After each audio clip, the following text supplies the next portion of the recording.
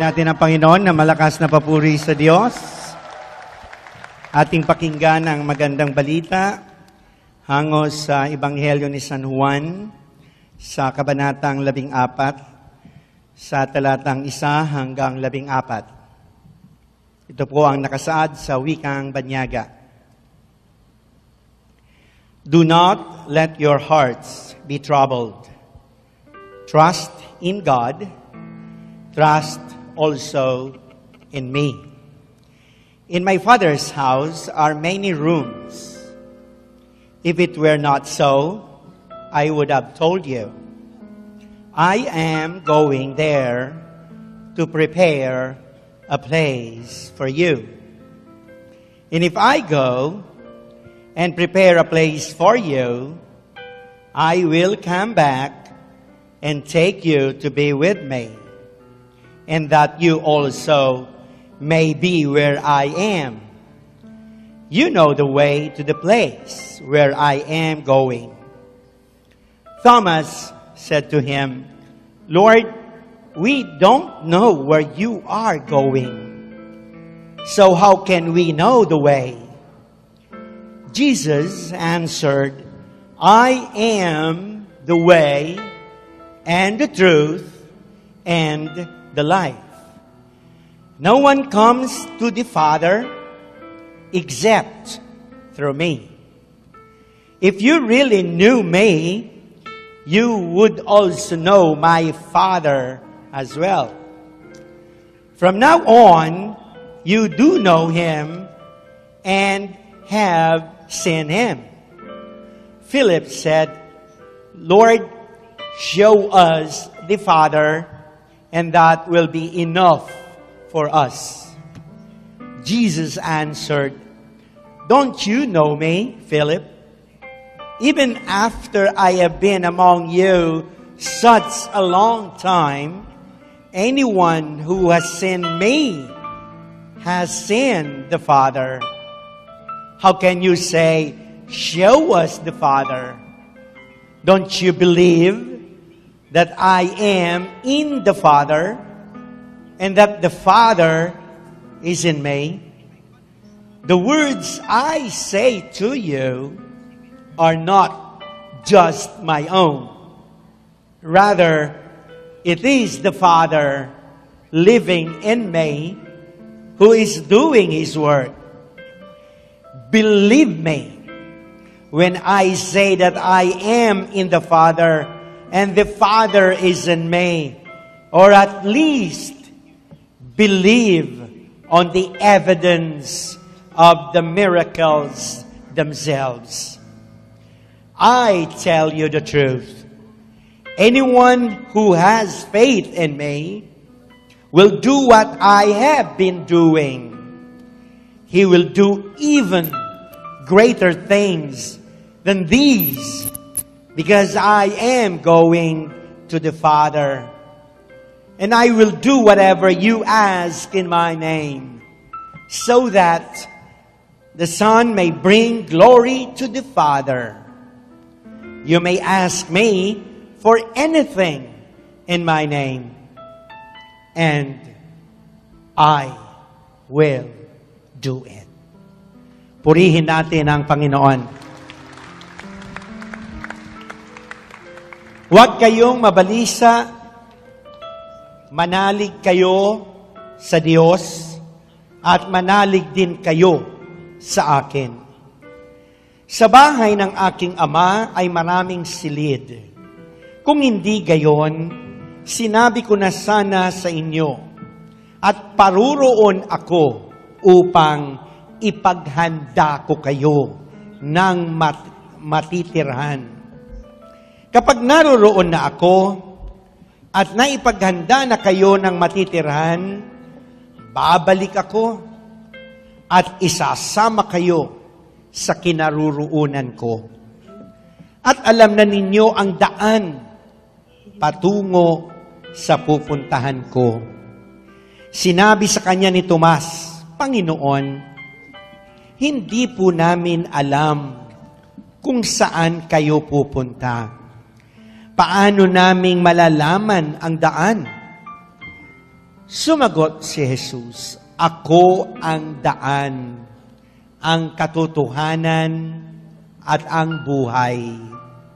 Walang makapupunta sa Ama, kundi sa pamamagitan ko. Kung ako'y kilala ninyo, kilala na rin ninyo ang aking Ama. Mula ngayon, ay kilala na ninyo siya at inyong nakita."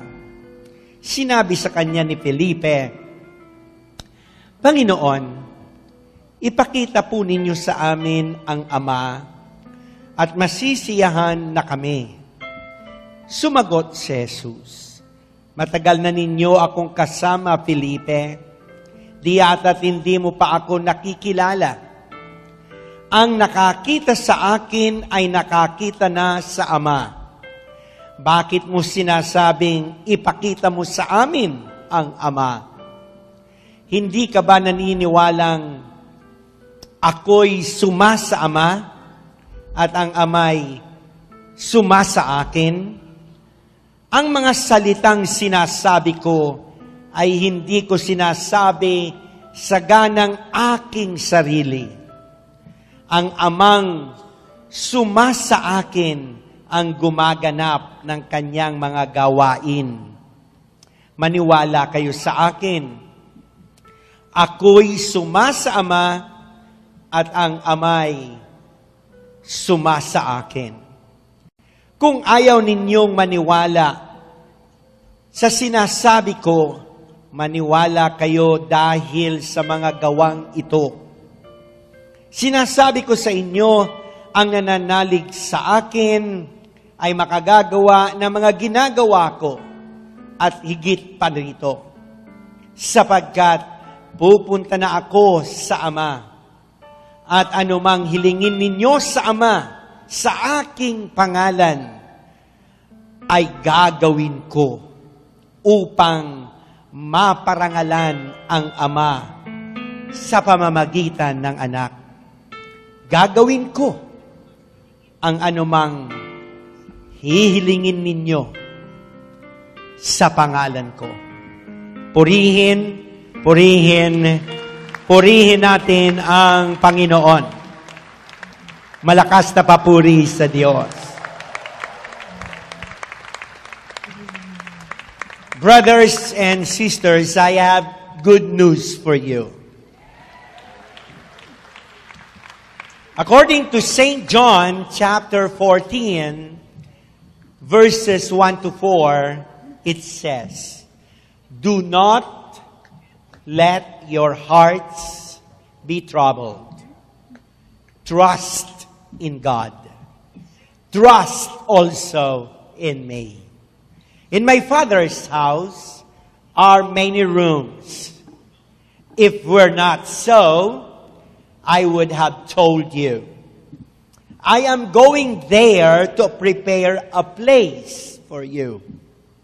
And if I go and prepare a place for you, I will come back and take you to be with me, that you also may be where I am. You know the way to the place where I am going. Huwag kayong mabalisa. Manalig kayo sa Diyos at manalig din kayo sa akin. Sa bahay ng aking Ama ay maraming silid. Kung hindi gayon, sinasabi ko na sana sa inyo at paruroon ako upang ipaghanda ko kayo ng matitirhan. Kapag naroroon na ako at naipaghanda na kayo ng matitirhan, babalik ako at isasama kayo sa kinaroroonan ko. At alam ninyo ang daan patungo sa pupuntahan ko. Purihin natin ang Panginoon.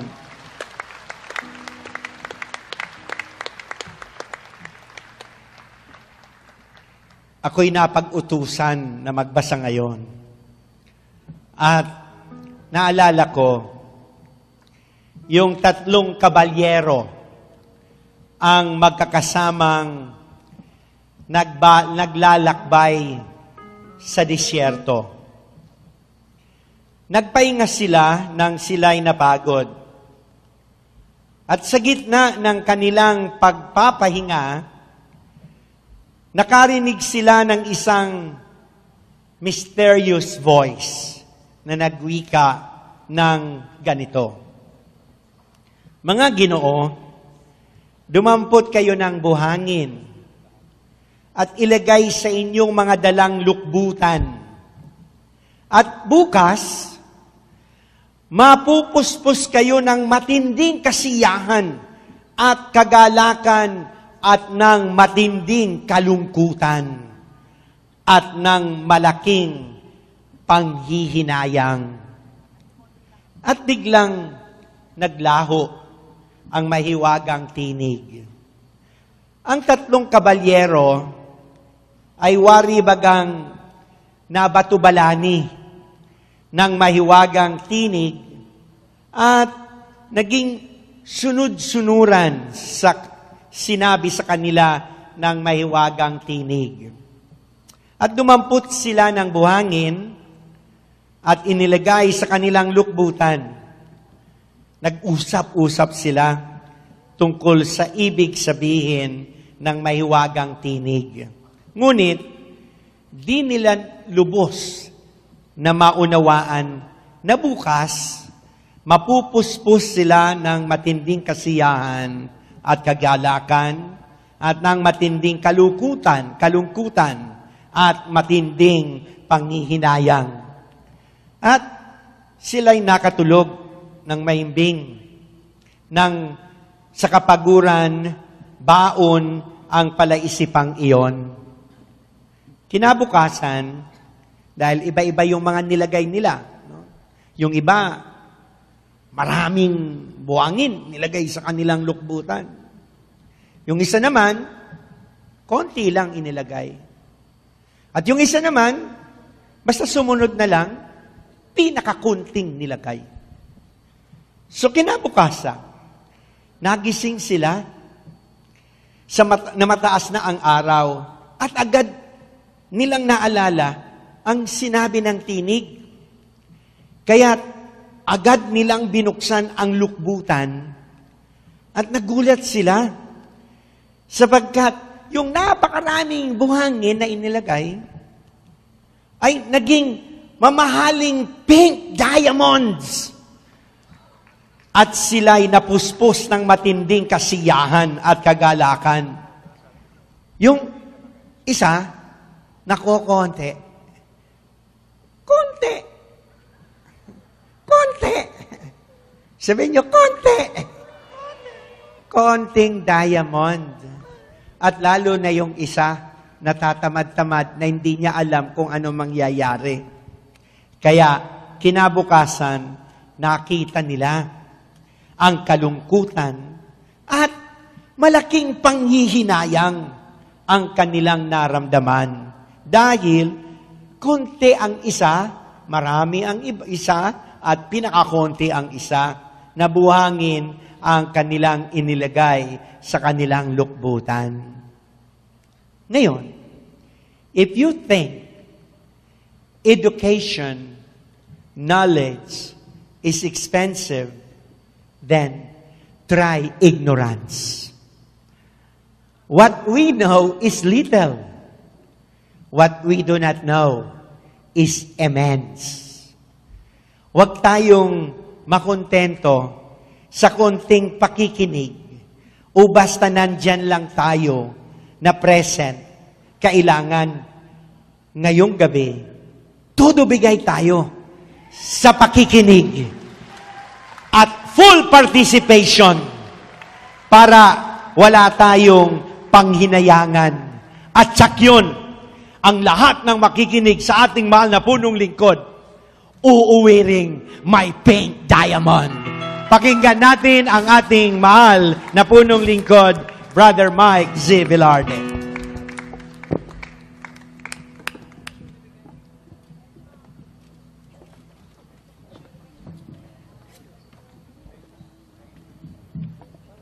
To God be the glory.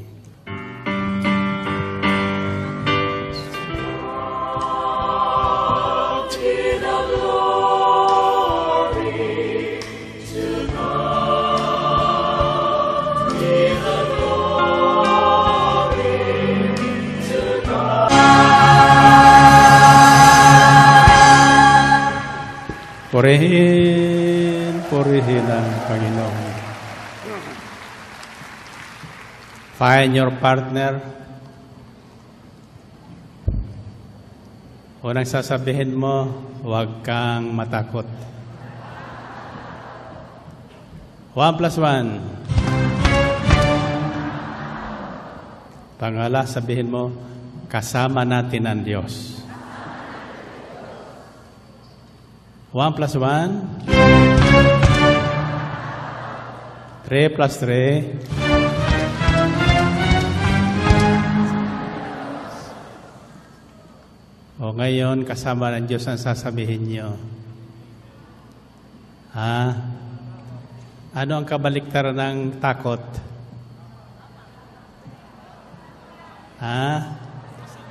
Kapanatagan.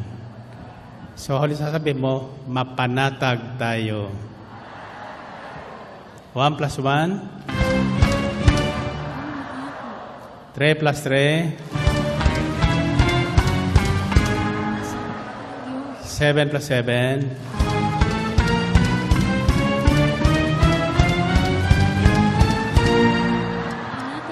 Purihin, purihin ang Panginoon. Taas ang kamay, taas ang kamay. Sa bilang kong 3, yoyo kong 3 ulit, sasabihin nyo, hindi na ako matatakot, hindi na ako matatakot, hindi na ako matatakot. Ulitin nyo nga.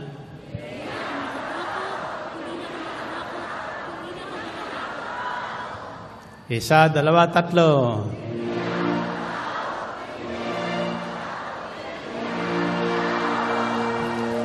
Purihin, purihin ang Panginoon. Okay. Sino sa inyo hindi natatakot? Maniwala ko sa inyo. Well, anyway, several times dinaanan natin ebanghelyong ito. Subalit may isang salita dito na nagbigay sa akin ng pansin, ang unang talata. The first verse of John 14 says, Jesus said, "Do not let your hearts be troubled. Trust in God, trust also in me." Huwag kayong mabalisa o mabagabag. Manalig kayo sa Diyos at manalig din kayo sa akin. Okay, first question. Bakit sinabi niya yon? Bakit sinabi ni Jesus sa kanyang mga alagad, "Do not let your hearts be troubled"? At ito rin ang sinasabi sa atin ngayon sa pamamagitan ng Espiritu Santo.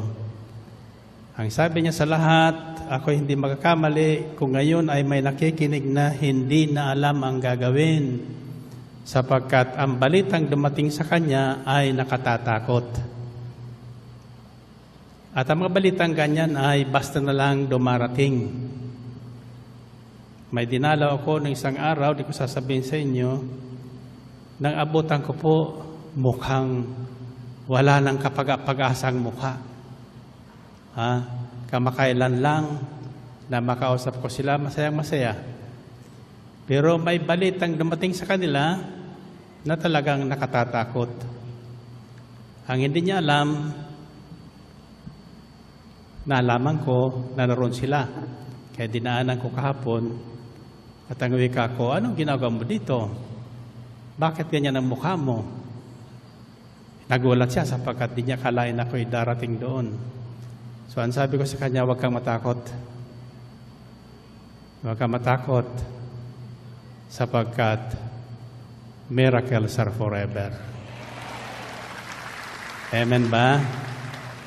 So ang tanong ko ay, bakit sinabi ng Panginoon, "Do not let your hearts be troubled"? Why? Because God knows we are living in a world that is full of troubles. Is it possible for us not to be troubled? Ganong punong-puno ang ating paligid ng mga pangyayari at mangyayari pa na nakatatakot, nakababalisa, nakapanghihina ng loob. Pero ang sabi ng Panginoon, do not let your hearts be troubled. What is behind that question? Ano sa tingin nyo ang nasa likod ng utos na yon? Ang ibig sabihin noon, may trouble kung sa may trouble. Sabi sa John 16:33, kung di ko nakakamali, this world is full of troubles.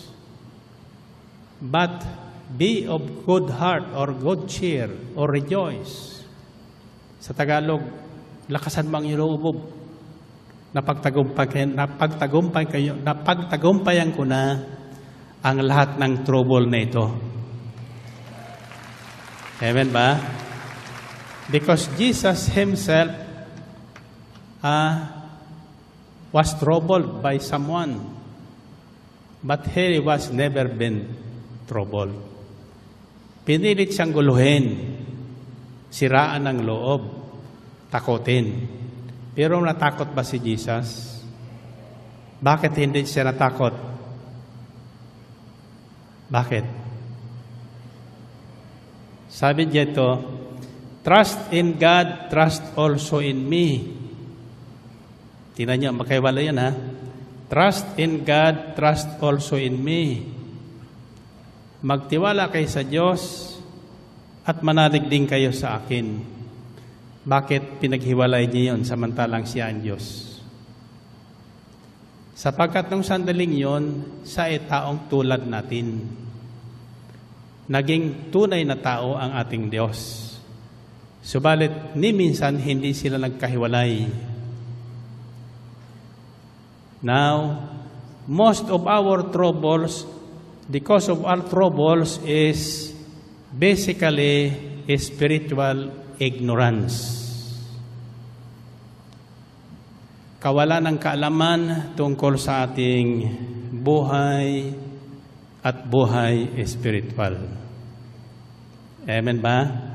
Sabi sa Hosea 4:6, people perish from lack of knowledge or due to ignorance.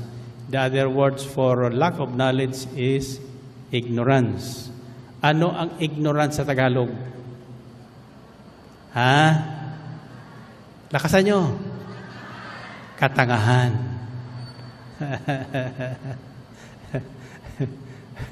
Bakit nagiging tanga tayo? Ha? Ano dahilan ng ating katangahan? Noong isang gabi, tinanong ko kayo kung mga tanga kayo, anong sagot nyo? Hindi. Kayo ay? Lakasan nyo. Matatalino. Ako'y naniniwalang lahat na nakarating kayo matalino.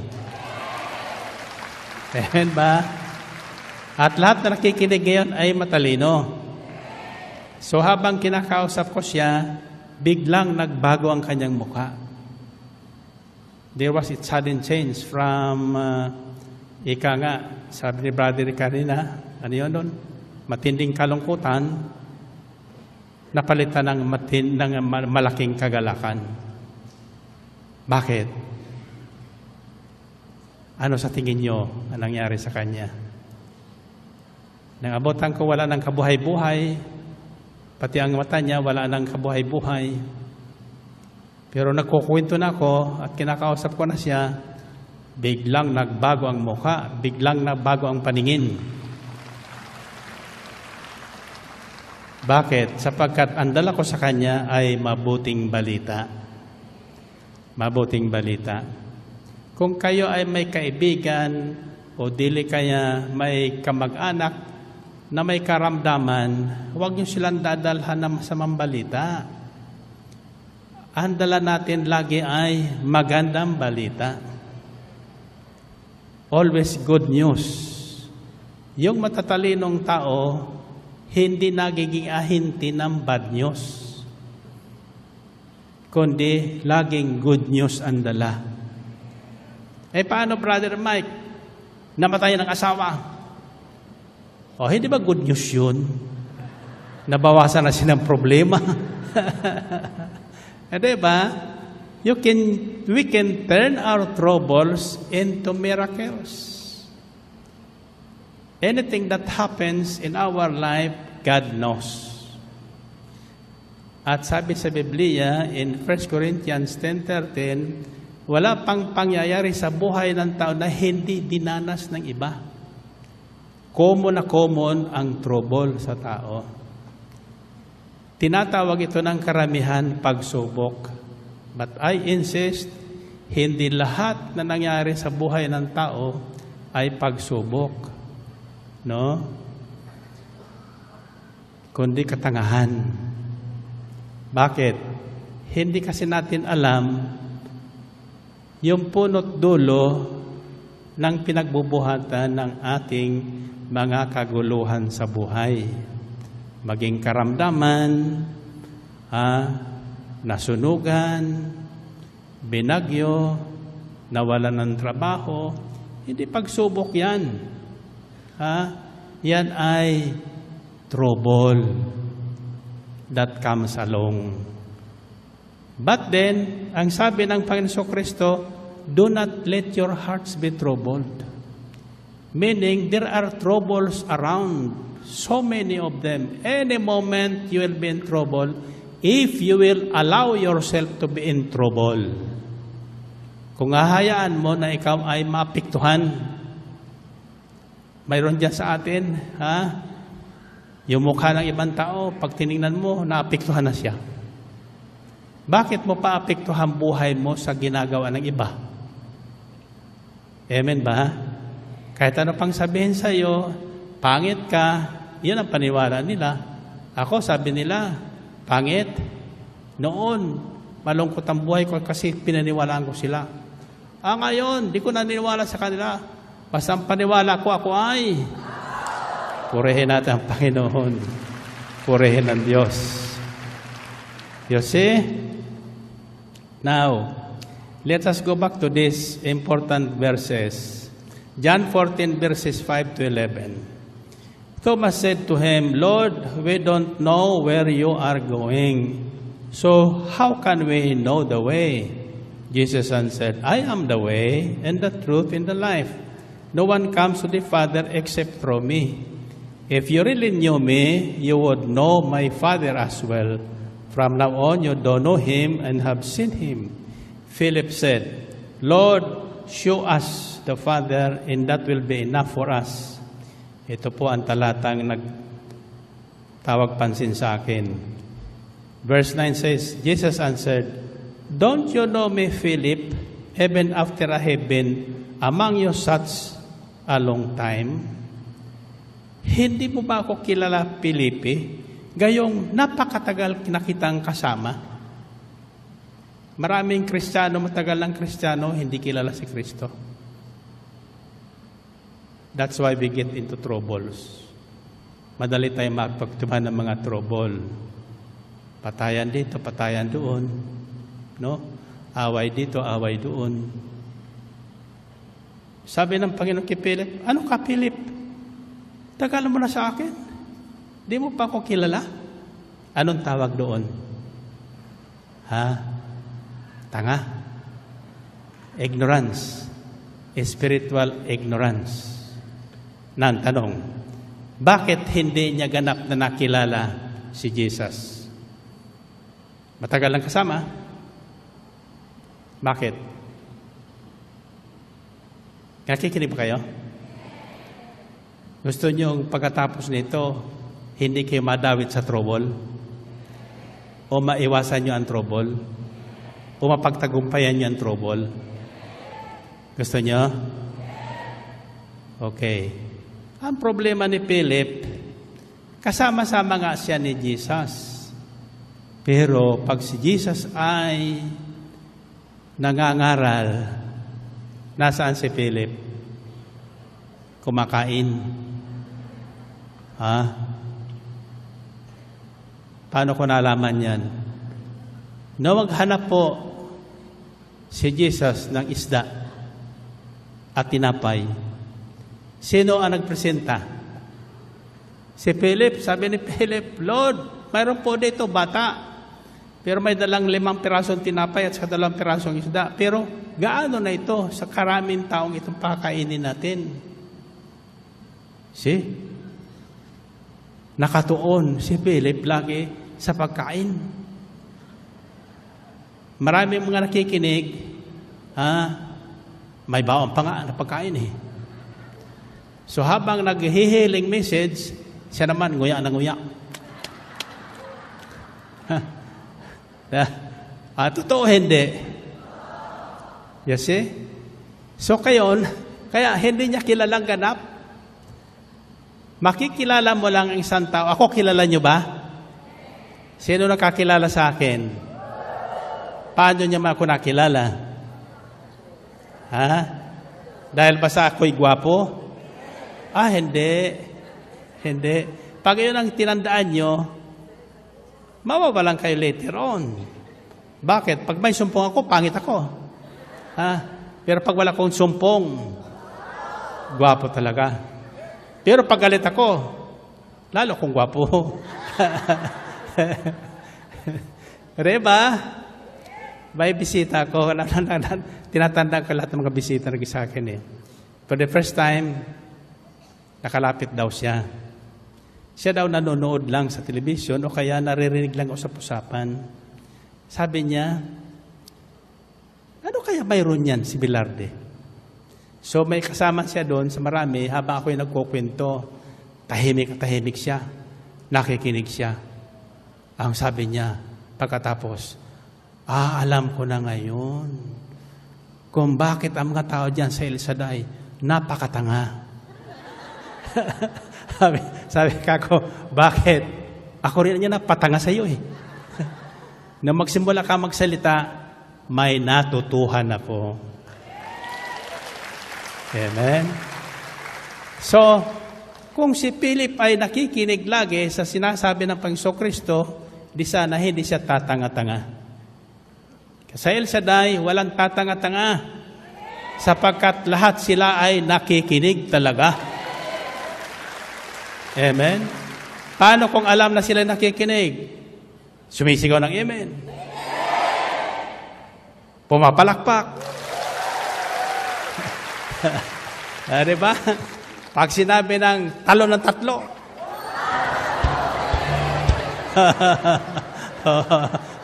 Kita niyo. Yan exercise ng pakikinig. Amen? Kaya nalalaman ko agad ang nakikinig. Ang sabi naman ng mga inggitero, mga uto-uto. Diba? Huwag niyo silang pansinin so that you will not be into trouble. So Jesus said, do not let your hearts be troubled. Meaning to say, kung tayo may tiwala sa Diyos, hindi tayo dapat natutrouble. Kahit na sa patong-patong ng bayaran dyan, diba? Kahit na singil, tawag lang singil yung pinag-utangan mo, singil lang singil, hindi mo problema yon. Problema niya yon.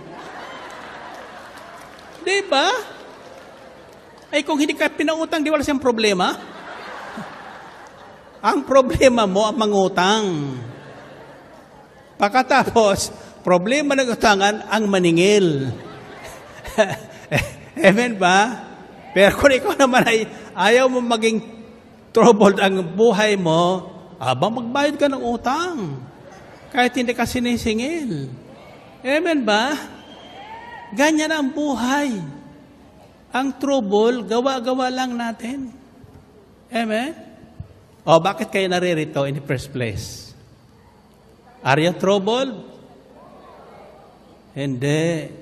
Pwede naman kayong pumunta sa shopping ngayon. Pwede naman kayong kung saan-saan makinig na istasyon. Bakit pinili nyo dito? Dumaan pa kayo sa heavy traffic. Amen ba? Pero bakit kayo naririto? Sapagkat you made a better choice. You made a better choice. That was the difference between Martha and Mary. Nang dumating ang Panginoong Kristo sa kanilang bahay, Mary made a better choice because pambihirang pagkataon yun eh.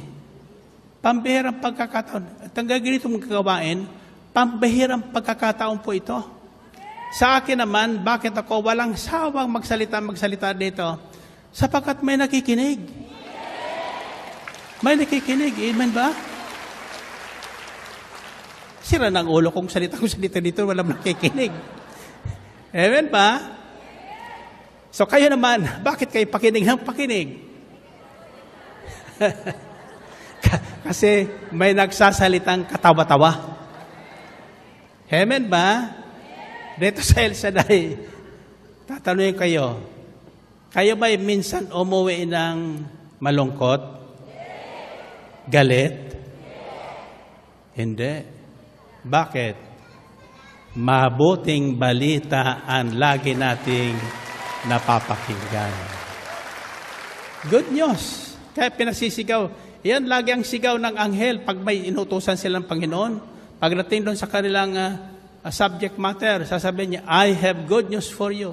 Iyan po hindi ko makalimutan na sinabi sa akin ng anghel nung first time ko narinig at nakita sa Philippine Heart Center 1978. Sabi ng babae, do not be troubled. I have good news for you. Good news. Patapos pinakita sa akin yung Biblia at saka yung verse doon. What was the good news? 1 Corinthians 10:10, sabi niya, wala pang pagsubok na dumating sa iyo na hindi dinanas ng lahat ng tao. It is common. Common to everybody yan. But don't not let your hearts be troubled because God is faithful. Tapat ang Diyos. Tapat ang ating Diyos. Yung salitang do not let your hearts be troubled para sa mga taong may Diyos. Naniniwalang may Diyos. Kaya sabi ni Jesus, huwag kayong mabalisa o mabagabag o matrobol, manalig kayo sa Diyos. At manalig din kayo sa akin, sabi ng Panginoon. You see? So, the first cause of all our troubles is spiritual ignorance. And the cause of our spiritual ignorance is lack of knowledge. And the cause of our lack of knowledge is walang nangangaral sa atin. Kung may nangaral man, hindi natin gusto o hindi natin pinakikinggan. Totoo hindi? Subalit, mapalad tayo sapagkat sa gitna ng kaguluhan ng mundo ngayon, mayroon tayong tinig na naririnig na nagsasabi sa atin ng katotohanan. At ang katotohanan, walang iba, ang salita ng Diyos. Sa taong may Diyos, hindi dapat natutrubol. Nagugulat, pero hindi natutrubol. Siyempre, pag may masamang balitan dumating, magugulat ka bigla. Diba?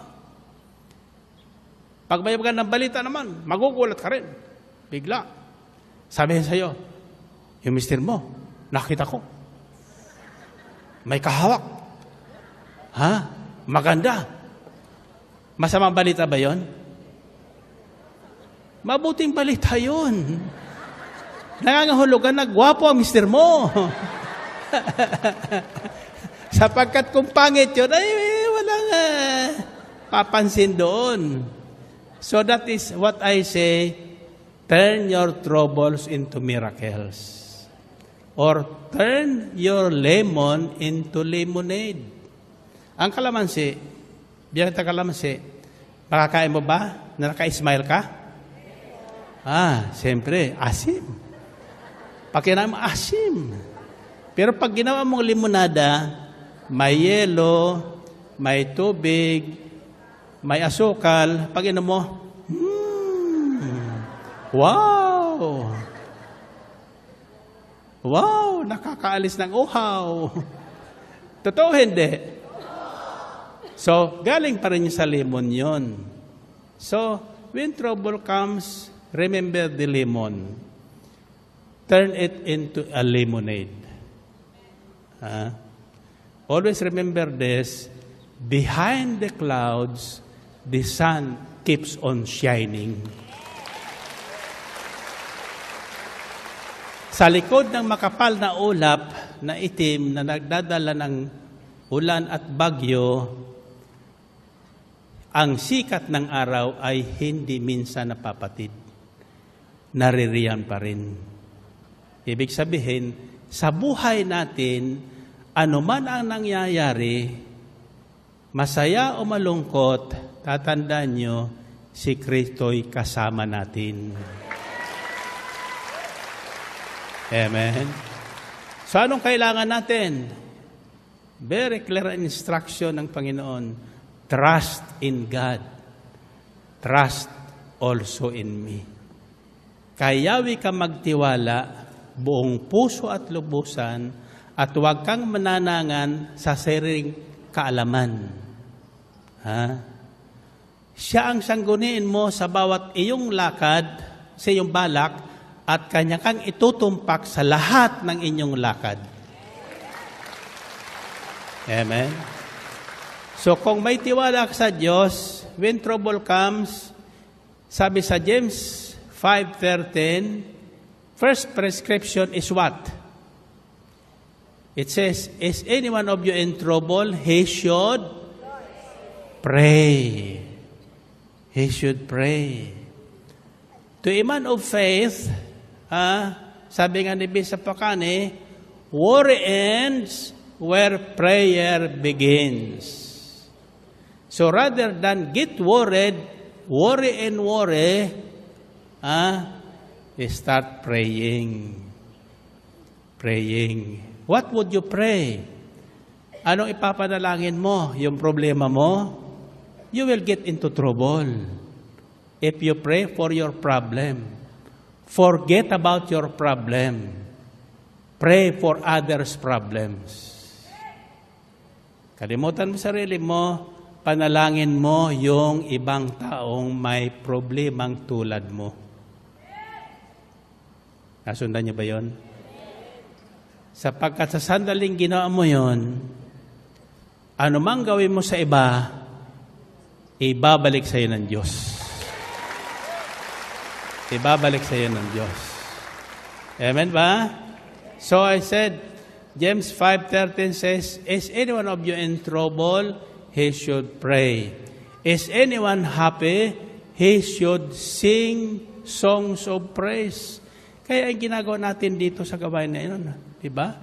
Una, sapagkat mabuting balita ang ating hinihintay, we sing songs of praise.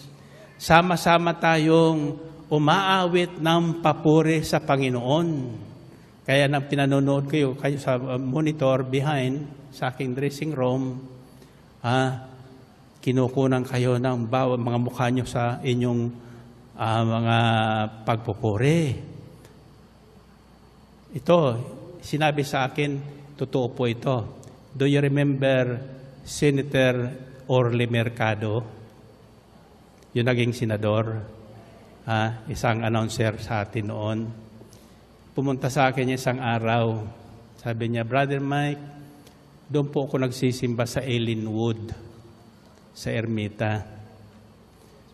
Ang pastoran niya namin doon isang araw, hindi ko pa alam niya ang playback na inyong gawain sa television.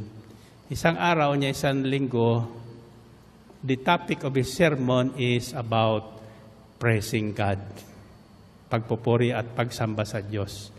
Ang sabi daw sa kanila, if you want to see a group worshiping God, yung totoong sumasamba sa Diyos, tune in to Channel 13 on this time in hour. Sabi niya. The El Shaddai prayer meeting. So, for curiosity, sinubukan niya. I was not here at that time. I was in America. That was the time when I was being persecuted. In this ministry was being persecuted. Nakarating ang ating usapin sa Senado. Remember? Oo. Ang sabi niya, Nalaman ko sapagkat nung nasa usapin na ang ating gawain sa Senado, he is one of the senators who stood up in defense of this ministry. Bakit? Di man ka magkikilala. Sabi, tama yung aming pastor. Nang pinapan out niya ng camera, yung crowd dun sa El Shaddai, habang sila ay nagpupuri at sumasamba sa Diyos, nakita ko ang kanilang mga mukha, ang kanilang makamay. Kung ano ang kanilang inaawit na papuri, nakikita sa kanilang mga mukha. See? And I thank God for that. Kaya madalas tinitingnan ko, yung totoong sumasamba sa Diyos with all the feelings. Di ba? Aririyan. Mayroon naman, siyempre, don't be offended sa mga baguhan na sometimes naiilang tayo. First time natin masama sa mga ganon, mga siraulo, ano? Sapagkat kapag kaharap ka ng Diyos, sa tingin ng mundo, siraulo mo. Wala ka naman nakikita eh. Pero tuntudo kosto, parang nandyan siya. Talaga naman nandyan siya. Amen. Kaya, paano naman tatanggihan ng Diyos ang ating mga kahilingan? Ang sabi ni Jesus sa isang Samaritanang lumapit sa kanya, "Woman, great is your faith. Your request is granted."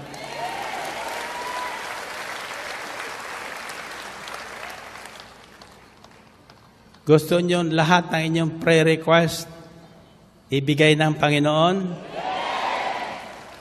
Isulat niyo na ngayon, before the overnight, lahat na mahalagang bagay na ibig niyong hingin. Write a request every day, 1 or 2. Yung importante na hindi maibibigay ng tao. Tanging Diyos makapagbibigay. At kung hindi ka mag-aalindangan, handa ka makipagpuyat sa araw ng Sabado, tinitiyak ko sa inyo, pagdating ng araw ng Linggo, pagkatapos ng simbang gabi, tatanggapin nyo ang kahilingan nyo. Amen? And by the way, thank you po sa inyong lahat na tumugon sa panawagan nating adopt a family. Sapagkat nang binubuksan nila ang koleksyon, marami po yung mas malaki pa yung nasa labas ng sobre. Nakas. Sabi nung isa daw, ito talaga si Brother Mike. Ilang linggo nating inipon-ipon yung sa wallet. Sabi niya, wag babawasan. Pagkatapos binigla tayo kalahati. Ay, nung araw pa naman niya yun, nalagyan ko ng marami yung wallet ko. Puro tig-1,000 ang piraso doon. I remember now, araw ng gawain din ng Martes, third year of this ministry sa Morsolo. As always the case, habang ako'y nangangaral, may biglang sumasagi sa isip ko. So, ang sabi ko, taas lahat na handbags and mga wallets. Taas naman sila lahat. Gusto malagyan eh. Pagkatapos sinabi ko sa kanila, magkano man ang laman ng bag o wallet nyo, kalahati niyan, ibigay nyo sa Panginoon.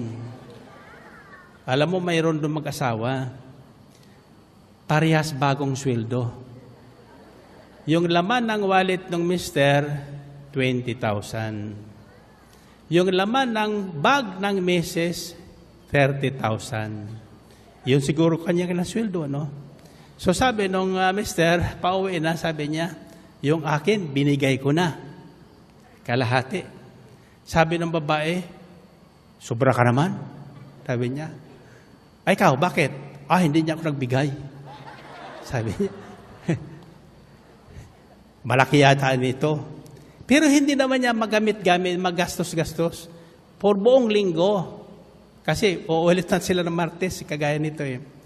Ito, sabi niya, nagtatalo sila mag-asawa. Basta ako, masaya na, sabi ng mister. Naibigay ko na sa Panginoon yung kalahating hinihingi niya. Ikaw, di ka makatulog?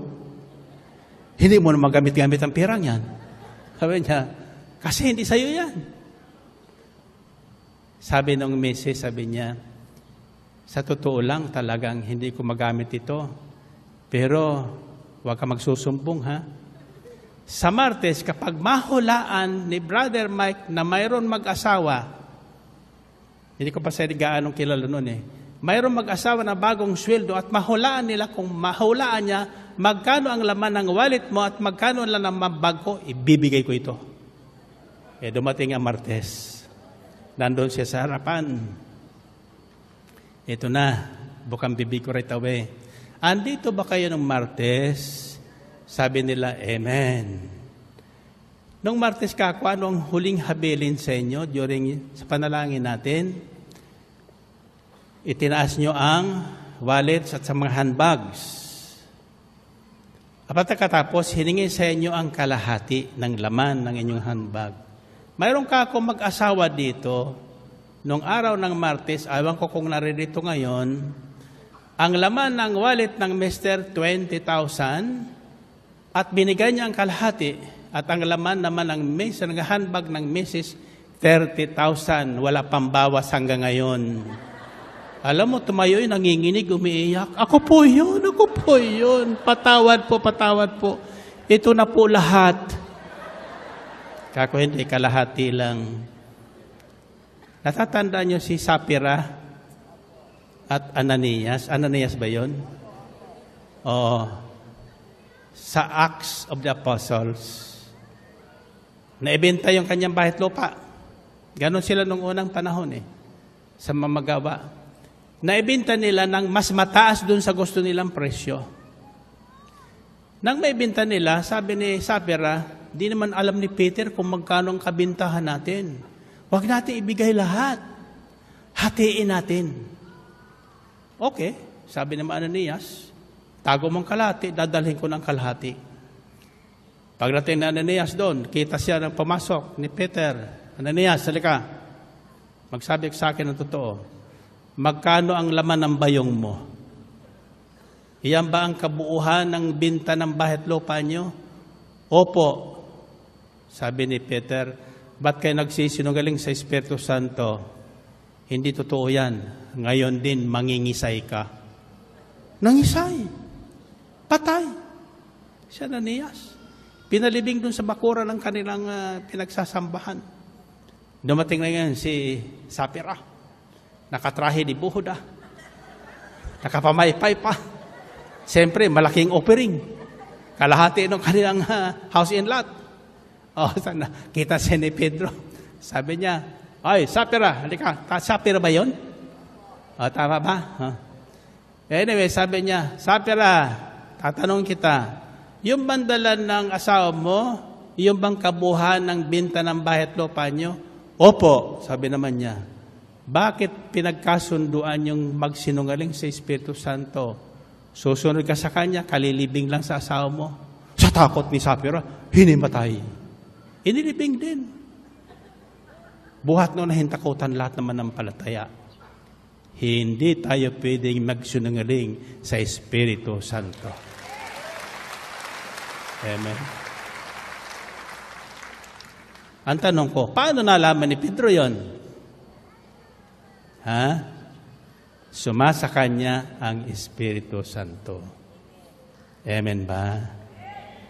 So, ganyan, yan din nangyayari sa atin ngayon. Diba? Kaya sabi sa Biblia, kapag may dalawa sa inyo dito sa lupa na magkaisa, magkasundo sa anumang inyong kailangan at hingin nyo sa pananalangin, tiyak inyong tatanggapin. Amen ba? Bakit? Sabi niya kasi, saan man may 2 o 3 kakatipon dahil sa akin, naroon ako. Naroon ako. Kayo ba'y naniwalang nandito si Jesus? Sino naniniwala? Kung naniniwala tayo nandito si Jesus, dapat behave tayo. Amen ba? Dapat behave tayo. Amen? Bakit? Nakikita ang lahat na kilos natin. Nalalaman ang iniisip nyo. Nalalaman niya kung kayo'y nakikinig. Nalalaman kung saan kayo nakatingin. Amen ba? Kaya alam niya rin kung anong gagawin sa inyong mga prayer request. Amen? May prayer request ba kayo? Okay, unahin natin yan. Sitas natin. Huwag niyo itaas ang malit nyo. Prayer request na lang. Baka kabahan pa kayo. Okay, sabihin niyo, Panginoon, kung ako man ay naging pabaya sa aking pakikinig ng mabuting balita, hinihiling ko po na ako ay ganap na patawarin. At simula ngayon, ikaw na lagi ang aking pakikinggan. Ako ay naniniwala na sa pagtitipong ito, naririto kayo. Alam nyo ang aking kalagayan. Alam nyo ang aking kahilingan. Alam nyo ang aking kahinaan. Alam nyo ang lahat kong kailangan. Sa ngalan ni Jesus, ako ay nananalig, nanampalataya na ngayon ay sumasa akin na ang inyong biyayang gantimpala sa akin. Amen? Amen. Purihin natin ang Panginoon, purihin ang Diyos. Okay, you can go back to your seats. Okay, so, let's go back to our topic. It's not so simple. It looks so simple. In fact, for that matter, sa totoo lang, hindi po verse 1 ang aking pinag-ukulan ng pansin kanilang madaling araw. Subalit, habang binabasa po, that's why, pinalalagay ko po sa screen yung, nababasa nyo yung screen, yung reading.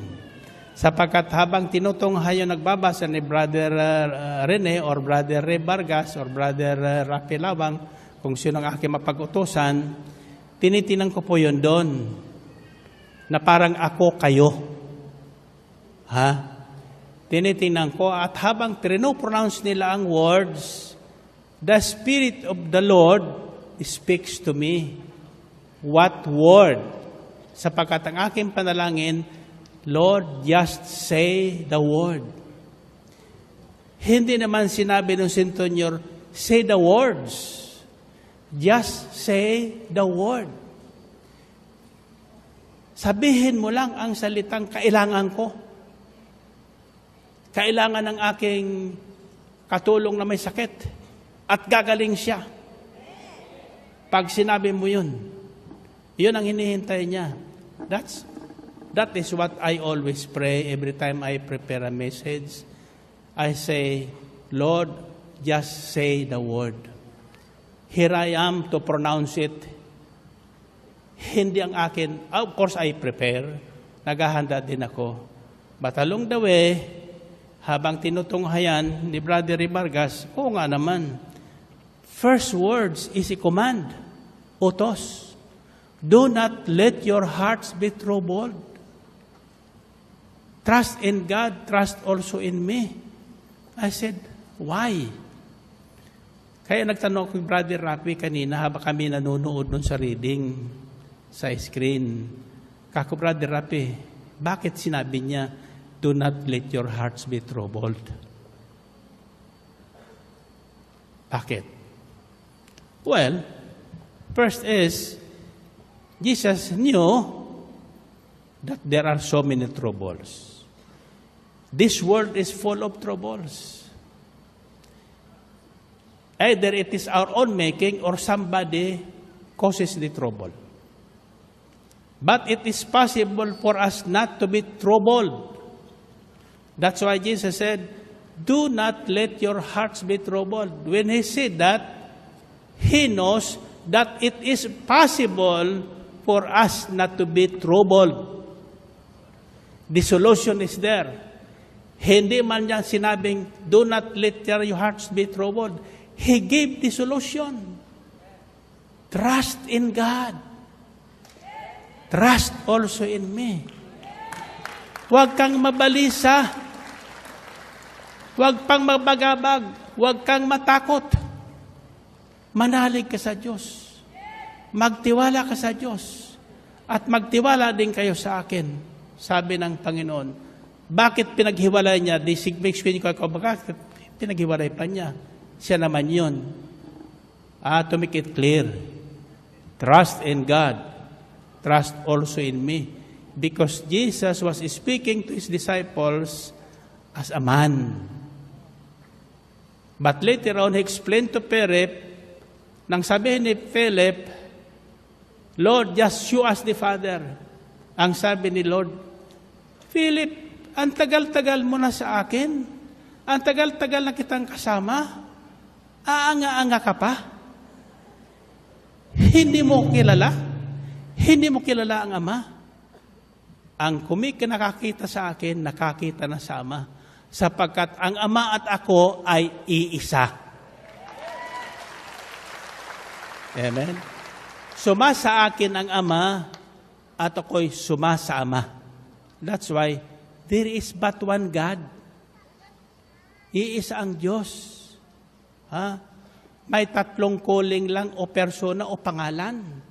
Pero isa sila, Ama, Anak, Espiritu Santo. You see? Ang sabi ng iba, kayo makatoliko, tatlo ang Diyos. Hindi. Iyon tinatawag na spiritual ignorance. Sapagkat hindi natin pinakikinggan o pakinggan man natin, hindi natin pinaniniwalaan yung nagsasalita. Si Jesus ang nagsasalita. Nagsalita ang Diyos Ama sa pamagitan ng tinig sa alapaap nung binyagan si Jesus at doon sa transfiguration, pagbabagong anyo. Ito ang aking anak na pinakamamahal at kinalulugdan. Pakinggan niyo siya. Listen to Him. Pakinggan niyo siya. Sapagkat sa pamagitan lang ng pagsasalita at pakikinig, nagkakakilala ang tao. Kung ako ay tatahimik sa harapan niyo, makikilala niyo ba ako? May malalaman ba kayo sa akin? Malalaman niyo bang ako'y mayabang? Kung hindi ako magyabang? Malalaman niyo bang ako'y mayaman? Kung hindi ako nagyayaman-yamanan? Malalaman niyo bang ako'y gwapo? Kung hindi ako nagpapagwapo? Kung hindi ko sinasabing gwapo? Alam niyo kung bakit sinasabi ko yan? Kung anong paniwalaan mo at laging sasabihin mo, iyon ang ikaw magiging. Pag naniwala ka ng matanda ka na, at sinasabi mo, mahina ng tuhod mo, ay, di ka nakakalakad. Amen ba? Doon na pupunta yung katawan mo. Sabi ni Jesus, mangyayari sa iyo ang ayon sa paniniwala mo. Mangyayari sa iyo ang ayon sa paniniwala mo. Okay? So ano ang first cause of trouble? Spiritual ignorance. And what is the first cause of spiritual ignorance? Hindi nakikinig. Makinig man, hindi pinaniwalaan yung kanyang naririnig. Sapagkat kasama-sama na si Philip araw-araw ni Jesus, todo pasa na lang. Amen? nagiging common baga. Ha? Minsan, dahil sa, anong tawag doon? Yung pagka-close nyo. Ayan, anong tawag doon?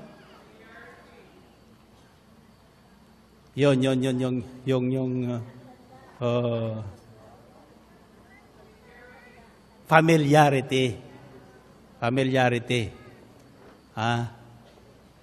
Hindi. Ito po, tatandaan nyo. Itong aking kaunting nalaman, I'll share it with you. No one knows the heart of man. And no one knows who we are. Except tayo at ang Diyos.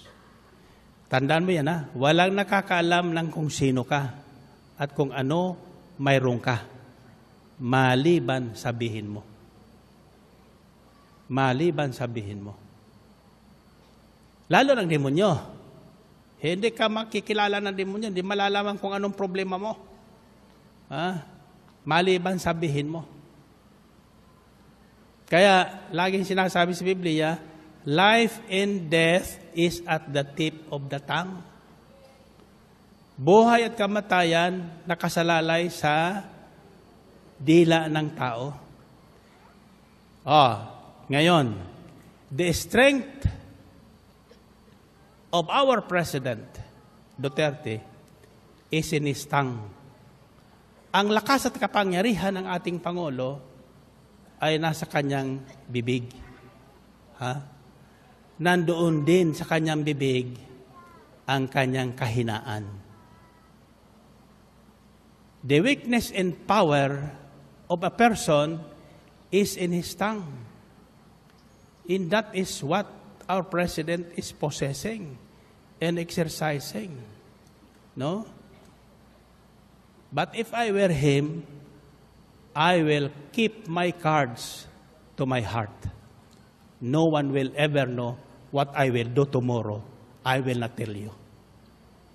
But I will do what I want to do tomorrow. Whatever is right. Then the more you will become strong and powerful. Amen ba? Tasa kamay nyo. Do not ever let your persecutors or enemies telegraph what is in your heart by talking so much. Amen? Keep your power to yourself and use it at the right time and at the right place. God will be with you. Amen? Marami kasi nagtatanong sa akin, anong assessment mo sa ating Presidente, Brother Mike, by Mike? Kako, he is great. And I believe he will become great if he will discover his power and his weakness. And if he will know how to use that, we will have a great president and a great accomplishment that is to come. Iyan ang aking paniniwala. Purihin natin ang Panginoon. Purihin ang Diyos. Now, what is the first cause of our spiritual ignorance? Remember, the cause of our troubles, we get into trouble because of our lack of spiritual knowledge or spiritual ignorance. That's why Hosea 4:6 says, people are destroyed from lack of knowledge. In other words, spiritual ignorance. Why nagkaroon ng lack of knowledge? Because nire-reject, sabi doon sa Biblia, kay Hosea, so God said, because you have rejected my laws, I will also reject you. Sapagkat binaliwalaan ninyo at hindi nyo pinansin ang aking kautusan at ang aking mga salita, hindi ko rin kayo papansinin. Narinig niyo ba yon? Ako, tagapaghatid lang ng mabuting balita. Kayo, tagapakinig at tagasagawa. Kung pakikinggan nyo, paniniwalaan at isasagawa, mararanasan nyo at makikilala nyo kung sino ang ating Diyos. Siya ang Diyos ng mga himala. Diyos ng mga himala. Ano ba yung ibig sabihin ng himala?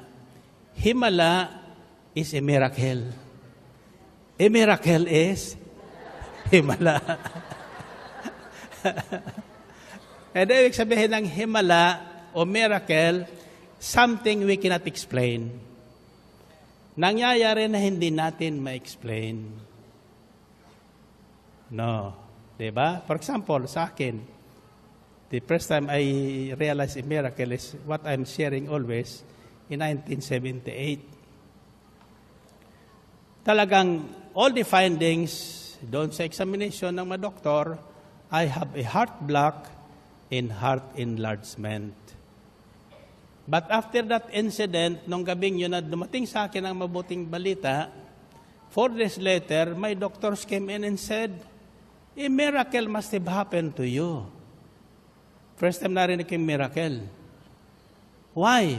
Because all your, anong tawag doon sa, signs, vital signs, your heart is normal. Your heart is normal. Wala naman silang ginagawa pa. Wala silang ginagawa kasi hindi lang po nung gagawin lang. Kung operahan ako, papalitan yung puso, whatever it is. Pinag-aralan pa nila. Then all of a sudden, another examination later on, it says, normal. Normal. Makakauwi ka na niya. Ang problema ko, normal nga yung puso ko. Nung ako'y umuwi, hindi na normal. Ganito na. Di na mapigil ang aking bibig sa kakukwento kung ano ang ginawa sa akin ng Diyos. That is our duty before God and before man. To become His witnesses. Kaya pinagkakalob sa atin ng Espiritu Santo para tayo ay maging saksi ni Kristo. Saksi ni Jehovah. Jehovah. Diba? Jehovah's Witnesses. Ayan ang tawag nila doon. Pero that is us. Yan ang ating tungkulin. Diba? To be born again. Palibas sa mga Katoliko, bago yung pandinig natin, pero nasa Biblia yun. Sabi ni Jesus, you must be born again. Amen? Hindi naman rin yun ang born again eh. Diba? Kaya ako'y bago matuto dito sa Biblia, pagpunta ko doon sa mga born again, kasi nagsimula ko din dyan eh. Sa mga prayer meeting ng mga born again na yan eh. Wala naman kasi sa simbahan noon eh. Pagdating ko doon sa mga born again, naririnig ko, here comes the Catholic. Dumarating ang Katoliko. Pagpunta ko naman sa mga prayer meeting ng Katoliko, here comes the born again.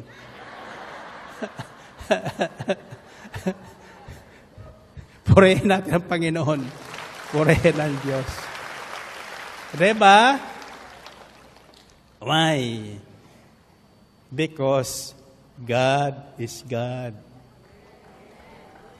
What He says goes. Pag sinabi ng Diyos at paniniwalaan mo at ginawa mo, tiyak yun.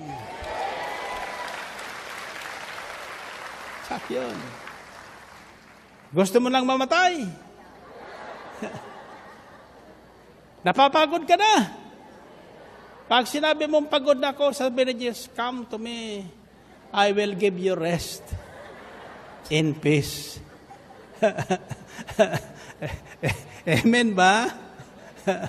Okay. Basta tatandaan nyo, the word for us tonight is trouble. Do not let your hearts be troubled. Meaning, yes, there will be troubles, but you can avoid it.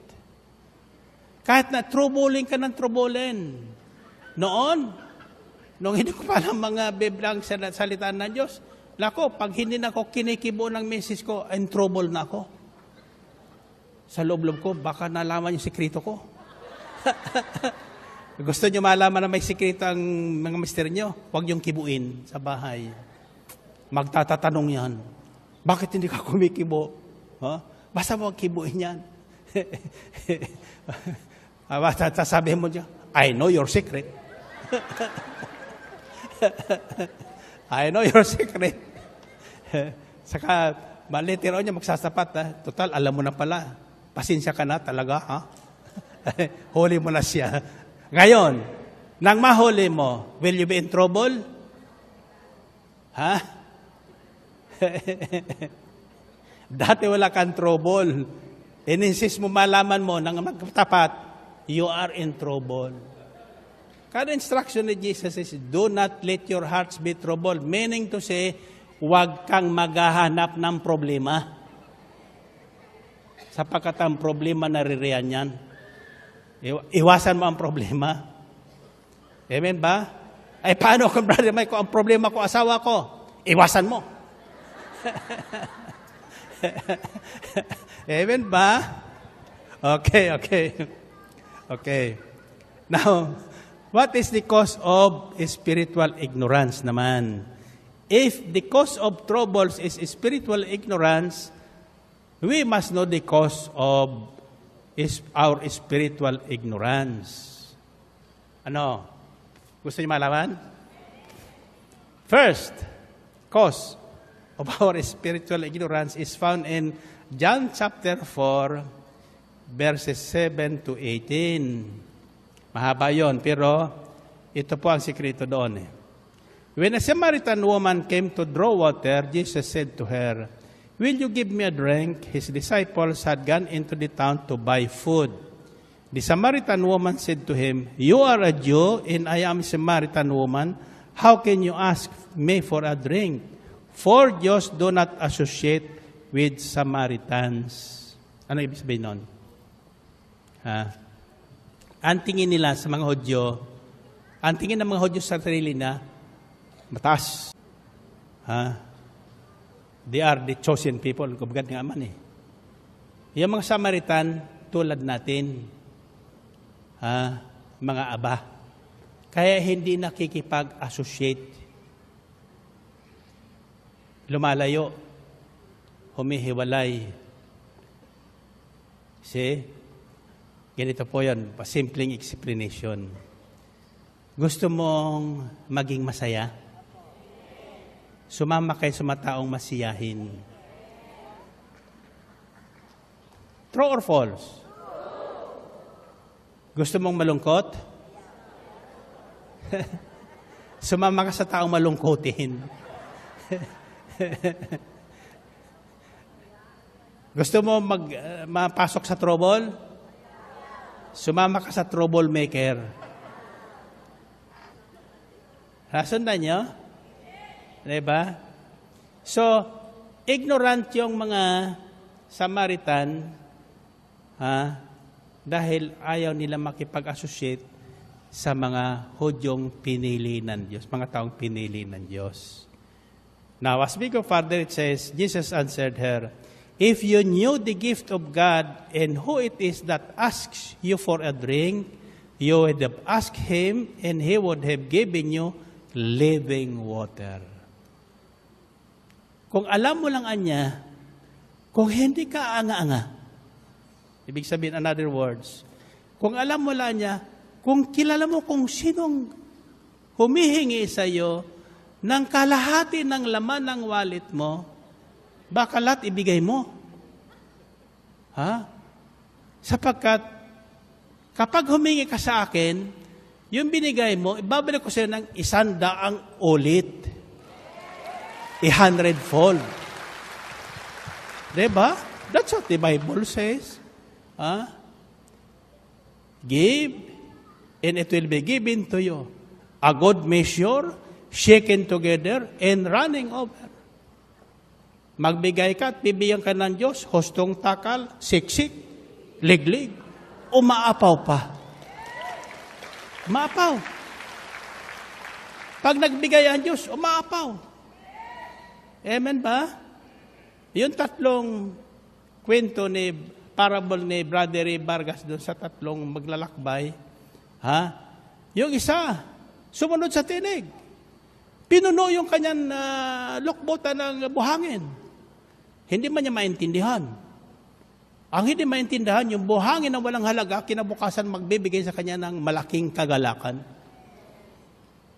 Amen ba? Yung iba naman naanga-anga, ano yung gagawin ko dito sa buhangin na ito? Kagaya ng paglipat natin dito, unang transfer natin dito, biglang sinabi ko, magpulot kayo ng bato. Bato. Iuwi nyo. Kinabukasan, walang bato dito. Dalalan ni lahat. Pagkatapos isang linggo, may nagpapatotoo. Nilaga niya yung bato. Ako, Diyos ko po, anong ginawa nito sa bato?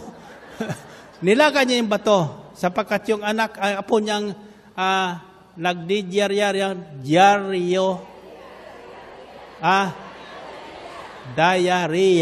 Ayan. Diarrhea na isang linggo, walang gamot mapagpaampat doon, nilaga yung bato, nagaling sa ambel, pinainom mo sa bata. Alay, gumaling yung bata. Purihin natin ang Panginoon. Purihin ng Diyos. Hallelujah. Alam mo ba yung bato? Yung nakarating sa Amerika yan eh.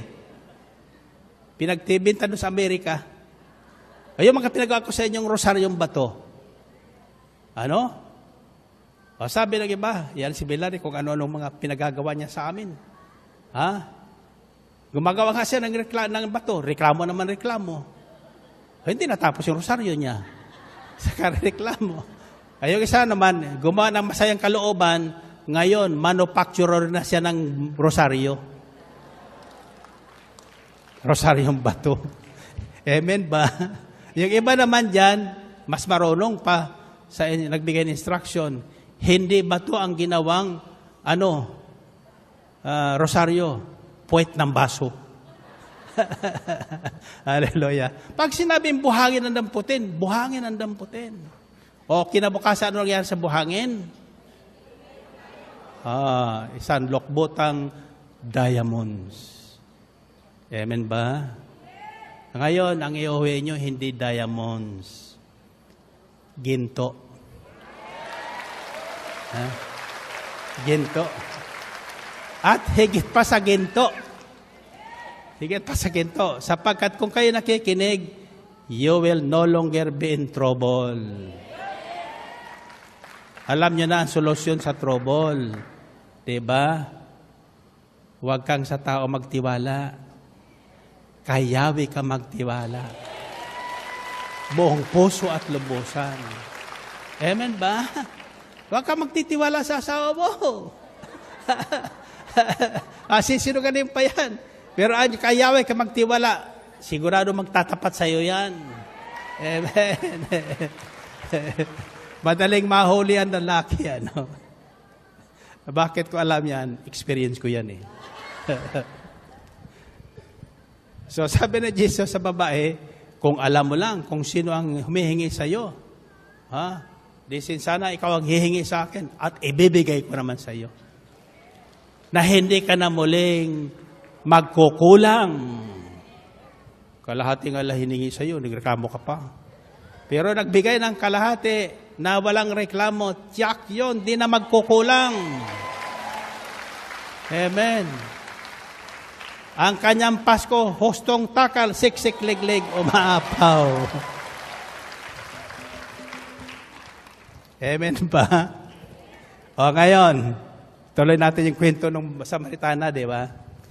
O, sabi ni Jesus, sabi ng Samaritana, bigyan mo ko. Para hindi na ako babalik dito masalok-salok. Akala niya tubig din talaga. Hindi, ang tinutukoy ni Jesus, yung kanyang salita. Sabi ni Jesus, my words are spirit and they are life. Ang salita ng Diyos ay espiritu at buhay. Nagbibigay buhay sa taong walang kabuhay-buhay. Amen ba? Sa taong walang ginagawa kundi maghanap buhay. Hanap buhay ng hanap buhay, walang kabuhay-buhay. Amen ba? Hallelujah. O, tingnan niyo si Brother Mike, walang hanap buhay. No? Pero pag may kailangan ako, tataas ang kamay ko, kahit 100 milyon darating. Amen ba? Bakit? Sabi niyo, bakit? Sabi sa Biblia yun eh. Sa Diyos na makagagawa ng higit sa lahat ng iyong kahilingan at isipin. Isipin. Isipin mo lang. Kaya ako iniisip ko, ano yan? O ayusin mo yung sound yan, ha?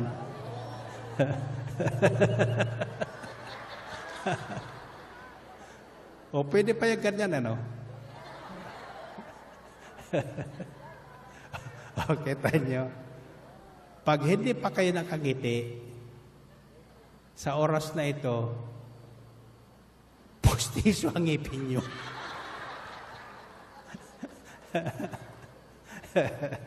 Asa na tayo? Asa na tayo? Ha? Oh, sabi ninyo sa Samaritana, bigyan mo ko ng tubig na yan. Ang sabi ni Jesus, tawagin mo muna asawa mo. Ang sabi ng babae, wala po akong asawa.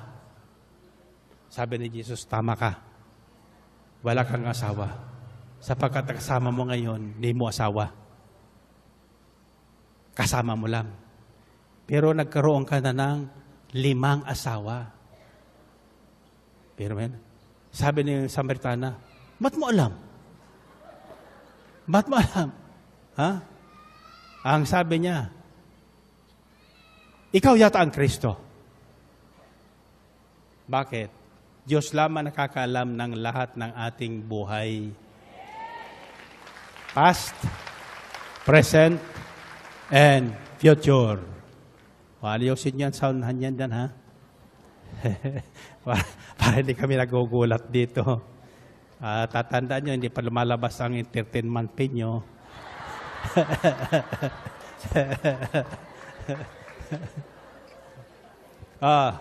Second cause of ignorance is found in Isaiah chapter 59, verse 8. It says, the way of peace they do not know. There is no justice in their paths. They have turned them into crooked roads. No one who walks in them will know peace. Landas na patungo sa kapayapaan, hindi nila alam. Ang nilalakaray, daang mapanganib. Walang katarungan. Ang landas na ito ay palikot-likot. Walang katiyakan. Kapag sinundan mo'y palagi ng gulo ang kasusuungan.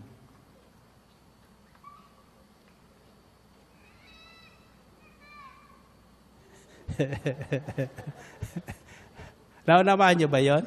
Ha? Landas na patungo sa kapayapay, hindi natin alam. Ang nilalakaray, daang mapanganib. Walang katarungan. Ang landas na ito ay paikot-ikot, walang katiyakan.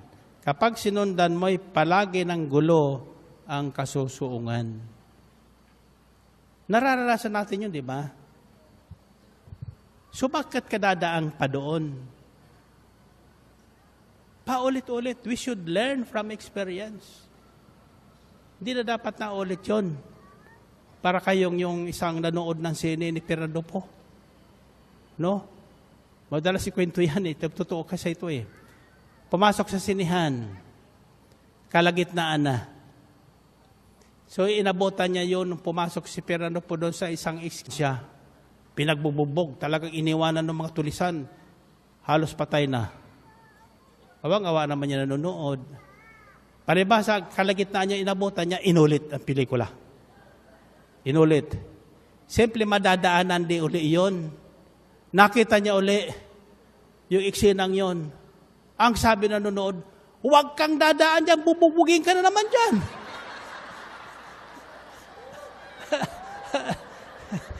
Ay dumaan doon, di pinagbububog. Sabi niya, akala ko ba matalino ka? Binubog ka kanina dyan, dumaan ka na naman ngayon.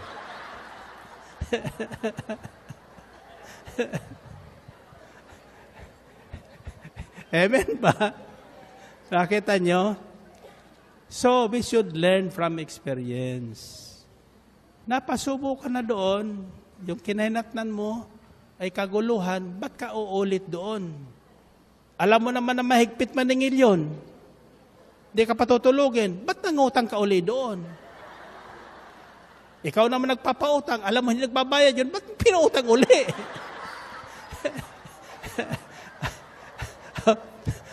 O, diba? As simple as that. Diba? Do not let your hearts be troubled. Simple lang instruction, no? Ako'y natuwa talaga. Ang haba ng outline ko pa naman, doon lang pala mapupunta sa verse 1. Nung binabasa na ni Brother, try ka muna. Sabi sa akin ng Panginoon, that's the word. Yan ang salita para sa lahat. Sa lahat nakikinig ngayon, God is telling us, do not let your hearts be troubled. We have the capacity. We have the power not to be troubled. Kahit natutukan ka pa ng baril, don't be afraid. Bakit? Di puputok yan. Kung pumutok man yan, tamaan ka. O ano ngayon? May problema ka pa ba?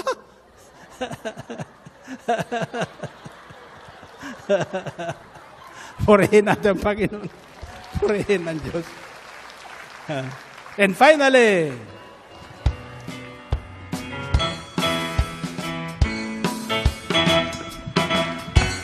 anong kagalakan ang aking nadarama sa tuwing ako'y nakikinig ng banal na salita ng ako ngayon ay tagumpay, finally, finally, finally, finally,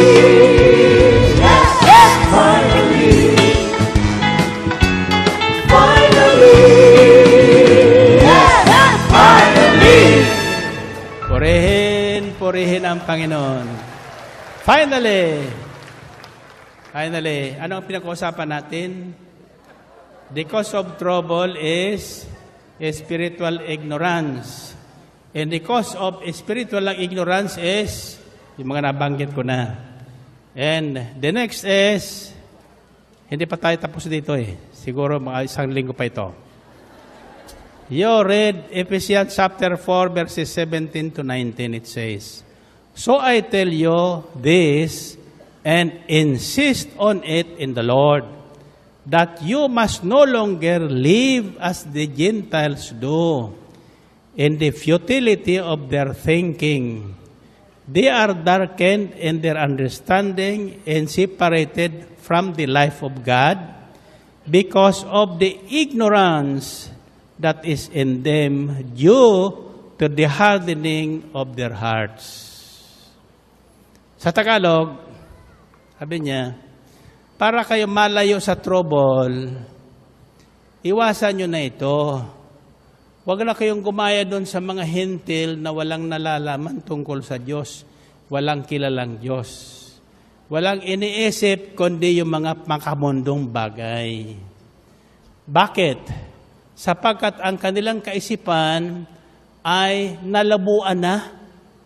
They are darkened. Nalabuan na. Bakit? Sa katigasan ng kanilang puso. Sa katigasan ng kanilang puso. Ito po, warning. And I hope yung aking kinukwento kanina is listening right now. No? Once we go so proud of ourself, of what we have, of our profession, of our position,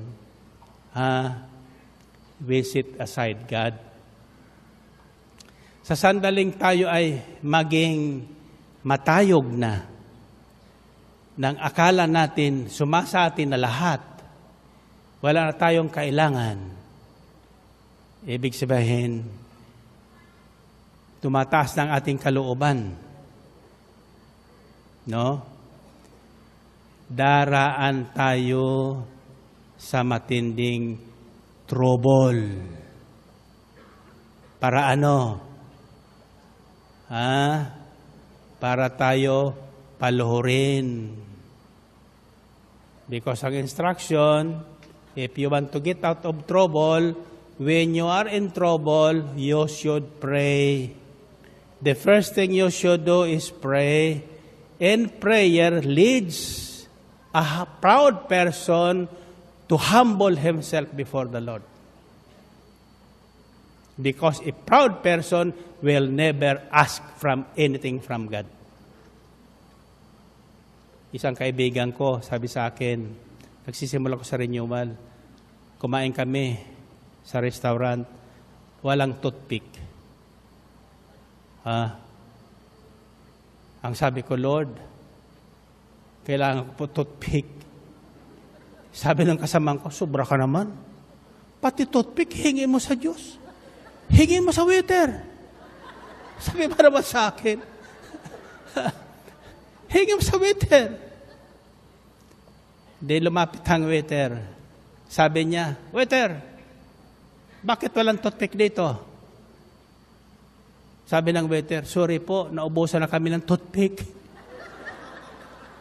Hallelujah. Ano? Mamaya-maya, dumating yung supply na toothpick. Ang sabi ko sa kanya, naniwala ka na. See? Hihingi ka sa waiter, kaya wala dito. Wala silang toothpick. Sa Diyos, walang maliit, walang malaking bagay na hindi mo mahihingi. Amen? So, naniwala siya sa akin. Okay ka talaga. Sabi niya, ito naman si Brother Gillian, na-duty sa akin sa Tagaytay. Naubusan na kami ng toothpick. Sabi ko, hindi. Katulong. Ba't naubos ang toothpick? Ay, sir, hindi ko alam. Sinasauli ko yung ginagamit ko dyan.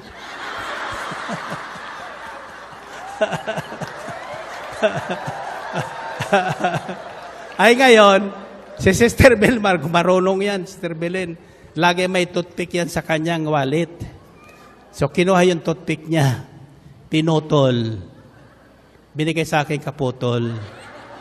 Di pa rin kami toothpick, sabi ni Gillian, nagmamasip sa amin, ay ma'am, alam ko na kung bakit kayo mayaman. Masyado kang matipid. Purihin natin, Panginoon. Purihin ng Diyos. See? Anong aral ngayon? What is the word? Trouble. Do not let your hearts be troubled. Trust in God. Trust in Jesus. Very simple instruction but very powerful. I know there are so many people in trouble na na-relieve sa trouble ngayon. Dahil sa salitang dumating sa kanila ngayon. I said, Lord, just say the word, and all those who are listening over DWXI, all over the world, may sakit man, gagaling. Amen. Pinanghihinaan man, lalakas. Patay man, mabubuhay. Amen ba? Tasa kamay nyo. Sabi nyo, Panginoon, salamat po sa salita na inyong pahatid sa amin ngayon. Alam ko na kung paano ako iiwas, lalayo sa trouble. Ano ang dahilan? Anong solusyon?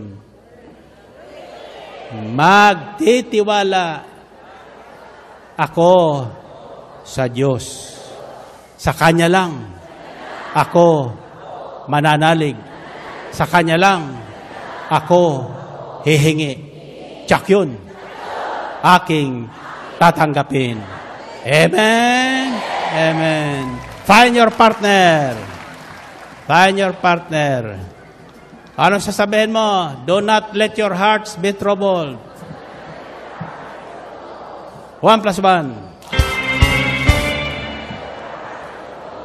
Pangalawa, trust in God. Trust in Jesus. 1 plus 1. Let your heart be troubled. 3 plus 3. Trust in God, trust in Jesus. Oh, nakinig ba kayo? Kung kayo nakinig, anong sasabihin mo sa huli? Ha? Hindi, sasabihin nyo, kayo naman yan, hinuhulaan niya. Sasabihin nyo, Jack yun. Masaya. Ang Pasko mo. Ulitin mo nga. Yun, masaya ang Pasko mo. 1 plus 1. Let your heart be troubled. 3 plus 3. Trust in God, trust in Jesus. 7 plus 7.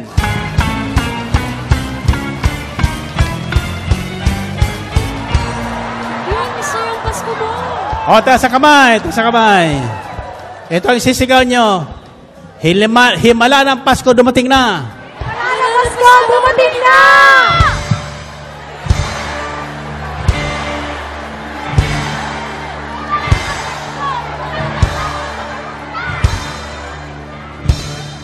Ibalala Pasko, dumating God na! bless you all. Amen. Salamat sa Diyos. Himala ng Pasko, dumating na. Naglaho na ang iyong pagkabalisa. Amen. Yun. So, ito po, uli ang Tuesday, family appointment. Ito po ay noong May 16, 2017. So, ito po ay ang ginamit po ng ang ating punong lingkod. Siyempre, ang ating gwapo servant leader, Brother Mike C. Velarde. At ang gospel, kanya pong ginamit ay ang John 14, 5:11. Do not let your heart be troubled. Yan, ang sarap pakinggan. Do not let your heart be troubled. Trust the Lord. Trust also in me. So, nire-refer po dun ni Lord is trust also in me is sa Kanya. No? Magtiwala din tayo sa Kanya, sa Panginoong Yesus, sapagkat ang Ama ay sumasaa Kanya sa anak. So, iisa sila ng layunin. And para daw po, sabi ng punong lingkod, para daw tayo ay makalaya sa mga trouble ng buhay na ito, ay tayo daw po ay magkaroon ng kaalaman, ano? Spiritual ignorance, yun po yung nagiging hadlang para tayo ay makapamuhay ng payapa. So, alamin po natin. Kilalanin po natin ang Panginoon. Katulad po ni Philip, kasama niya ang Panginoon, pero siya'y patuloy pa rin na nag-aalinlangan sa ating Panginoon, sa ating Panginoong Hesus. Kaya, what more pa kaya tayo na hindi natin siya nakikita, hindi natin siya nakakasama? Kaya po, ang solusyon doon ay patuloy na makinig, dumalo sa ating mga gawain para magkaroon po tayo ng kaalaman tungkol sa Panginoong Hesus, sapagkat siya ang daan. I am the way, the truth, and the life. Diba po? So, dito po, mga kapray partners, sa John 14:12, nabanggit po dito, sinabi ng Panginoong Hesus, I am telling you the truth. Kung napapansin nyo, lagi niyang sinasabi na, I am telling you the truth. Those who believes in me will do what I am doing. Yes, they will do even greater things because I am going to the Father and I will do whatever you ask in my name. So kahit ano daw hilingin natin, parang unlimited wish. Pero dapat tayo ay magtiwala. No, wag po tayong magduda. No, patuloy po tayong magtiwala sa Kanya. Kung nahihirapan po tayong mag-trust sa Lord, ipag-pray po natin na tulungan tayo magtiwala sa Kanya. Unang punong lingkod, yung Hosea 4:6. people perish because lack of knowledge. So, yun po yung kalagayan ni Felipe na hindi niya kilala ang Panginoon. So, ano pong paraan para makilala natin ang Panginoon? Magbasa po, magnilay, no, ng salita ng Diyos. Ang kapal po ng Biblia, no? At paulit-ulit sinasabi ni Lord na, I am telling you the truth. At kailanman ang Diyos hindi nagsinungaling. My God, our God is not a liar. And He is the God of His word, and He will fulfill His promises. Amen po. Ayan, maraming salamat, ka-pray partners, sa patuloy po na pagsama sa akin. At muli po nag-aanyaya ang ating gawain ay hindi po tumitigil every Tuesday and Saturday po yan sa Sukat Parañaque, San Dionisio, sa Ambel City Grounds, at syempre sa Amor Solo Prayer Meeting, Monday, Wednesday, Thursday, and Friday sa 118 Amorsole Building, Legazpi Street, Makati City, Philippines. Ayan, patuloy po tayong dumalo, makinig. Ayan, ulit ko po sinasabi yan. Sapagkat nandun po ang kayamanang hindi nauubos sa patuloy na pagtitiwala sa Panginoon. Ayan, at sa Diyos po ang papuri sa pangalan ni Jesus. To God be the glory, and see you sa next video.